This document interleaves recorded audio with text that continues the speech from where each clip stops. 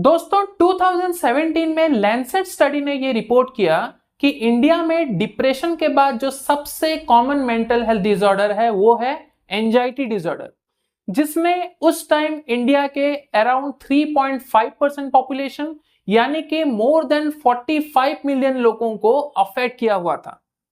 उसी Lancet study ने 2021 में रिपोर्ट किया कि कोविड पैंडेमिक के दौरान और उसके बाद एंजाइटी डिसऑर्डर से अफेक्टेड इंडियंस की संख्या 35% इंक्रीज हो चुकी है। और उसी स्टडी ने यह भी बताया कि किस तरह महिलाएं और यंग पॉपुलेशन पुरुष और सीनियर सिटीजन्स के कंपैरिजन में ज्यादा अफेक्टेड हैं एंजाइटी डिसऑर्डर में। 2020 में वर्ल्ड हेल्थ ऑर्गेनाइजेशन ने भी एक रिपोर्ट पेश किया जिसमें उसने बताया कि किस तरह से इंडिया के 18 से 24 एज ग्रुप के पॉपुलेशन में 9.3% लोग ऐसे हैं जिनको या तो एंजाइटी या फिर डिप्रेशन का इशू है। और मार्च 2022 तक वो नंबर बढ़ के 16.8% तक पहुंच चुका था। नमस्कार दोस्तों, मैं हूं Palash, I am a doctor and a certified mental health mentor. मैं लेके आया हूं आपके लिए चैनल मिक्स्ड फीलिंग्स, जिसपे हम बात करते हैं मेंटल हेल्थ इकोसिस्टम से जुड़े उन सारे मुद्दों के बारे में जिनके अंडरस्टैंडिंग से हम खुद के और दूसरों के लाइफ को बेटर बना सकते हैं। अगर आपने अभी तक इस चैनल को सब्सक्राइब नहीं किया तो इसको सब्सक्राइब करें और बेल आइकॉन दबाएं। आज दोस्तों हम नॉर्मल नेचुरल एंजाइटी के बारे में नहीं, एंजाइटी डिसऑर्डर के बारे में बात करने वाले हैं कि आखिर ये एंजाइटी डिसऑर्डर होता क्या है, ये किस तरह से नॉर्मल एंजाइटी से अलग होता है, इसके कॉजेस क्या होते हैं, इंपैक्ट क्या होता है, इसके टाइप्स क्या होते हैं। और इस वीडियो के शुरुआत में बताए गए स्टैटिस्टिक्स से ये तो क्लियर है कि एंजाइटी डिसऑर्डर डेफिनेटली एक ऐसा चीज है जिसको इमीडिएट अटेंशन की जरूरत है। तो चलिए शुरू करते हैं आज का वीडियो। जो नॉर्मल और नेचुरल एंजाइटी होता है उसके बारे में हमने एक डिटेल वीडियो पिछले बार बनाया था। अगर आपने उस वीडियो को नहीं देखा है तो उसका लिंक आपको डिस्क्रिप्शन में मिल जाएगा। और मैं आपको रिक्वेस्ट करूंगा कि इस वीडियो को देखने से पहले वो वीडियो कंप्लीट कर लें। इमेजिन कीजिए कि आपने अपने घर में एक स्मोक अलार्म लगाया हुआ है जो कि किसी भी तरह के स्मोक के हिंट में या फिर रियल फायर के एग्जिस्टेंस में आपको अलर्ट करता है और आपका सेफ्टी इंश्योर करता है। ठीक उसी तरह नॉर्मल एंजाइटी भी काम करता है दोस्तों। यह हमारे लिए एक प्रोटेक्टिव सर्वाइवल मैकेनिज्म की तरह काम करता है जो हमारे बॉडी और माइंड को प्रिपेयर करता है किसी भी पोटेंशियल हार्मफुल इवेंट के साथ टैकल करने में, जैसे कि किसी क्राउडेड स्ट्रीट में रास्ता क्रॉस करने के लिए या फिर किसी जॉब इंटरव्यू के लिए प्रिपेयर करने के लिए एक्सेट्रा। पर मान लीजिए अगर वही स्मोक अलार्म बिना किसी फायर या स्मोक के इंटेंसली और फ्रीक्वेंटली बीप करता रहे तो यह आपके लिए कितना ज्यादा कंफ्यूजिंग, एनॉइंग और डिसरप्टिव हो सकता है। और एंजाइटी डिसऑर्डर दोस्तों इसी तरह से काम करता है। नॉर्मल एंजाइटी और एंजाइटी डिसऑर्डर के डिफरेंस को हम 3 कैटेगरीज में समझ सकते हैं। पहला है duration and frequency. Normal anxiety किसी स्पेसिफिक थ्रेट के प्रेजेंस में या फिर किसी थ्रेट के एंटीसिपेशन में जनरेट हो सकता है और उस पर्टिकुलर ट्रिगर के सबसाइड होने के बाद या फिर रिजॉल्व होने के बाद वो एंजाइटी खुद अपने आप ही रिजॉल्व हो जाता है। पर एंजाइटी डिसऑर्डर के केस में ये बहुत टाइम पे बिना किसी स्पेसिफिक ट्रिगरिंग इवेंट के बार बार जनरेट हो सकता है और आपके साथ परसिस्टेंटली रह सकता है, कभी कभी महीनों और सालों तक।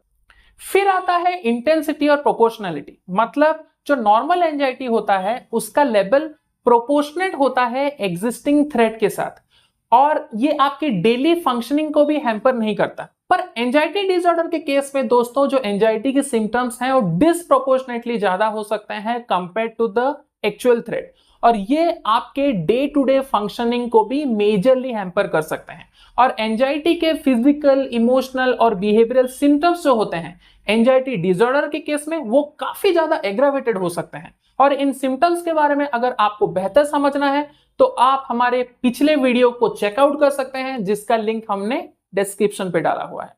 Finally need for professional help, मतलब कि जो नॉर्मल एंजाइटी होता है वो मोस्ट ऑफ द टाइम में अपने आप सबसाइड हो जाता है और इसके लिए किसी तरह के मेडिकल इंटरवेंशन की जरूरत नहीं पड़ती।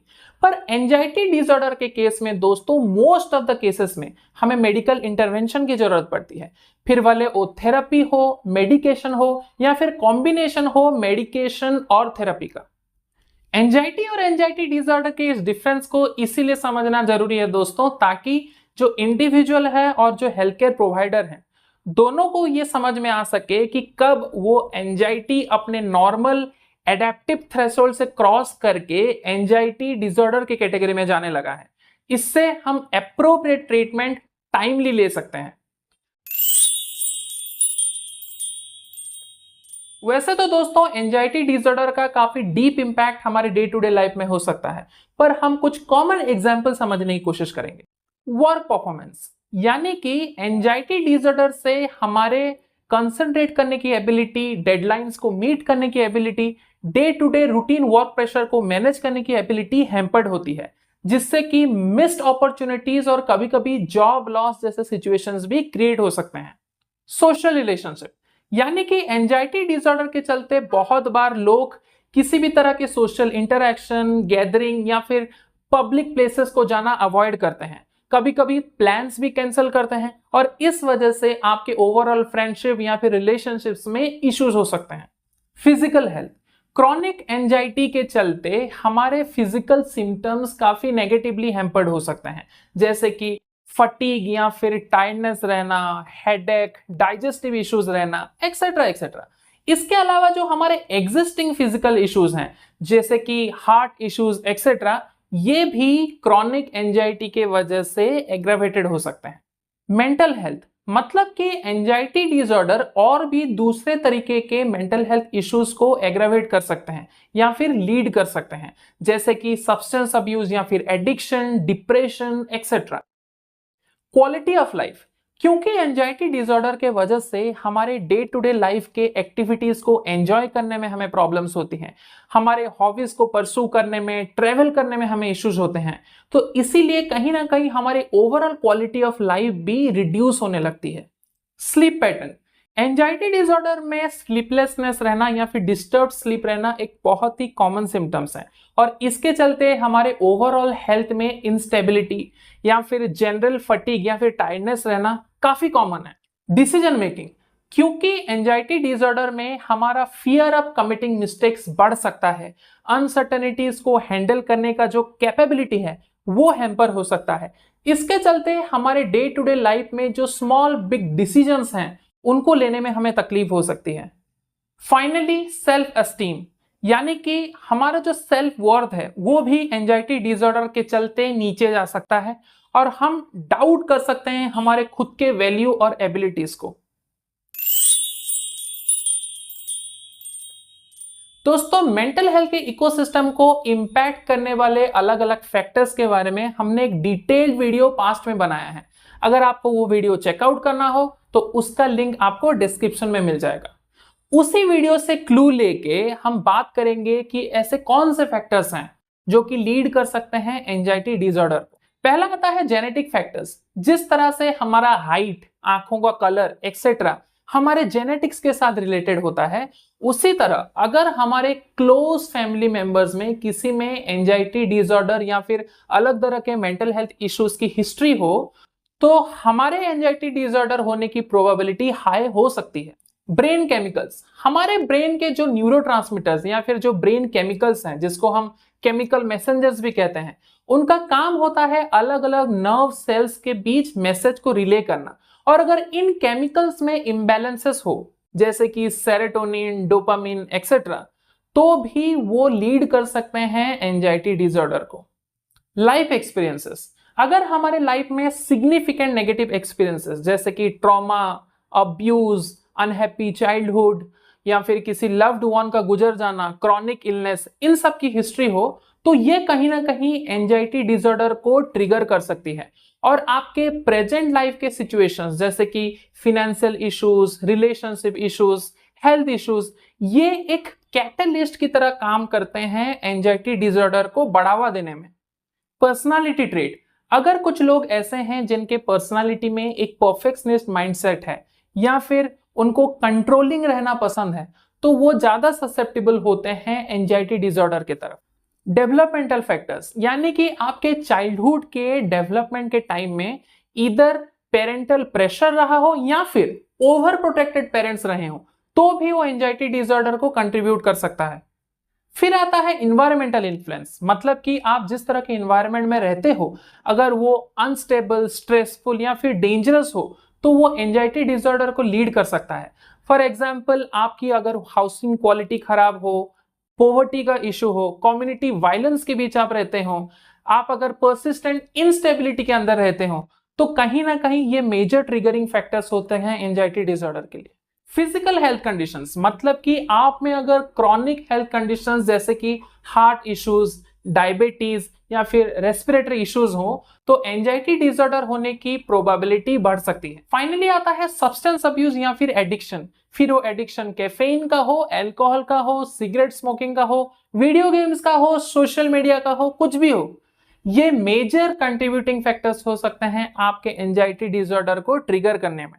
इससे यह समझ में आता है दोस्तों कि एंजाइटी डिसऑर्डर होने की प्रोबेबिलिटी किसी सिंगल फैक्टर पे डिपेंड नहीं करती।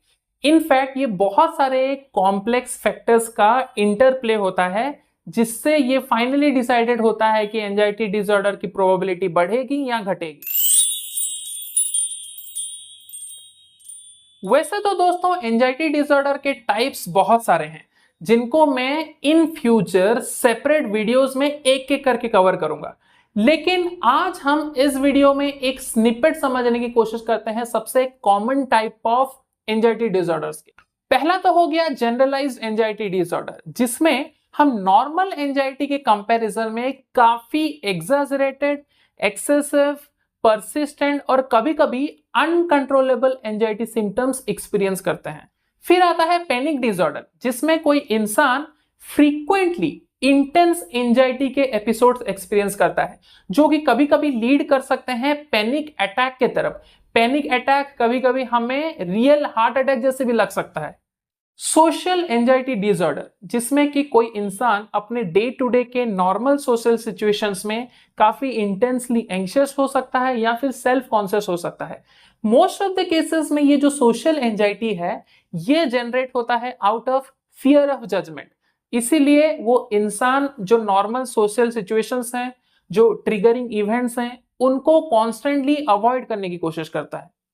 फिर आता है सेपरेशन एंजाइटी डिसऑर्डर, जिसमें हम अपने घर से या फिर कोई एक ऐसा इंसान जिसके साथ हम इमोशनली अटैच्ड हो, उससे सेपरेट हो जाने के या फिर दूर हो जाने के डर से एंग्शियस होने लगते हैं। और ये सेपरेशन एंजाइटी डिसऑर्डर सिर्फ बच्चों में नहीं होता, इनफैक्ट बहुत सारे केसेस में, बहुत सारे एडल्ट्स में भी पाए जाते हैं। फाइनली आता है सिलेक्टिव म्यूटिज्म, मतलब कोई इंसान जो कि नॉर्मली कन्वर्सेशन करने में या फिर स्पीच डिलीवर करने में कोई इशू नहीं फील करता, किसी स्पेसिफिक टाइप के सिचुएशन में या फिर किसी स्पेसिफिक लोगों के सामने कंप्लीटली म्यूट हो जाता है और स्पीच डिलीवर नहीं कर पाता है। और ये बहुत टाइम पे एसोसिएटेड होता है सोशल एंजाइटी के साथ। आज के वीडियो में दोस्तों इतना ही। अगर ये वीडियो आपको अच्छा लगा तो इसको लाइक करें, दूसरों के साथ शेयर करें, और अगर एंजाइटी डिसऑर्डर को लेके आपके और क्वेश्चंस हैं तो उनको पूछ के कमेंट सेक्शन में कमेंट करें। नेक्स्ट वीडियो होगा हमारे एंजाइटी सीरीज का फाइनल वीडियो, जिसमें हम बात करेंगे एंजाइटी के मैनेजमेंट के बारे में। उसमें हम बात करेंगे अलग अलग टाइप के प्रिवेंटिव मेजर्स के बारे में, कोपिंग स्ट्रेटेजीज के बारे में और ट्रीटमेंट ऑप्शंस के बारे में। तब तक के लिए इजाजत, नमस्कार, जय हिंद।